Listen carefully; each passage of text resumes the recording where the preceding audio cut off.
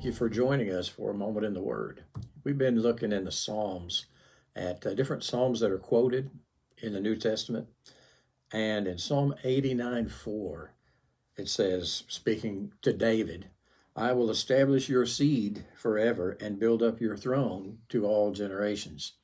The word seed is a singular word. It's the word zera. And lots of times, seed, that word for that singular, is translated descendants, plural. And so we miss the meaning sometimes. For example, Abraham was told in Genesis 12:7, to your seed I will give this land forever. Speaking, of course, of the promised land.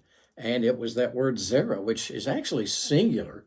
And so a lot of Bible translations would say descendants, which is understandable. I mean, that's the understanding most of the time. But in the book of Galatians, the Apostle Paul referred to that particular Genesis 12:7 passage and back to that Psalm 89:4 passage and said, those are talking about Jesus.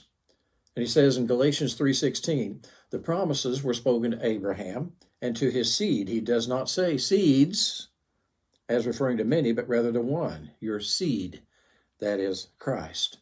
And speaking of that seed of Abraham, which Christ had to be traced back to Abraham and back to David and back to the city of David, Bethlehem, all of those things are fulfilled in Jesus.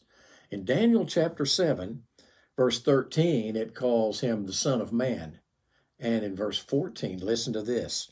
His dominion is an everlasting dominion, which will not pass away, and his kingdom one which will not be destroyed.